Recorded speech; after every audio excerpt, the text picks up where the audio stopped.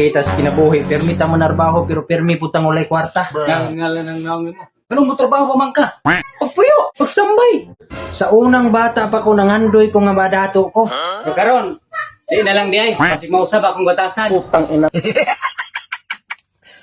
Bay, mao di ani nga duulunon kay kong problema bay kay Gangal-ngal ng naongin mo. Palayo po. Di ba kakamalong palayo? Kaya mo panagsa. sultian ta mo ay gid mo kaguol nga gagmay kay imong sweldo sa inyong trabaho. Oh, tinuod na. Ang uban gani, sige mapanghilabot. Bisag ko'y sildo. Putang ina.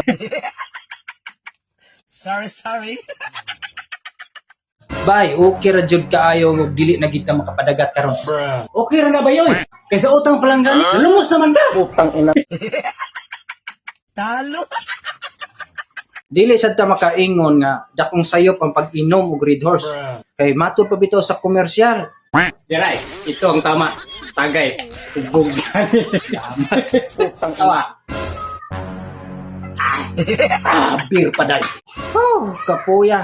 Hastang kwarta di na ganahang mopaduol sa imuha. Kadaghan na lang ging butang nga kailangan nga mopalayo nganong kwarta pag yun mo kailangan mo palayo sa tuwa. Oh, kapuya. Ay kabala ka na ba?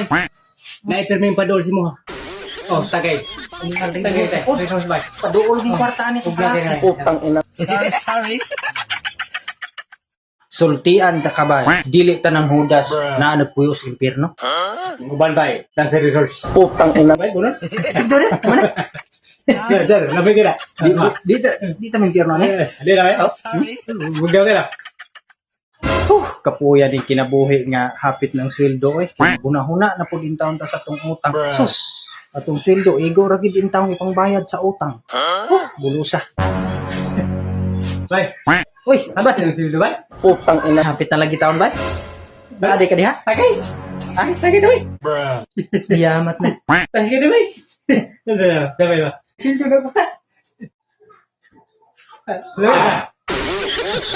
Talaka may bugnaw.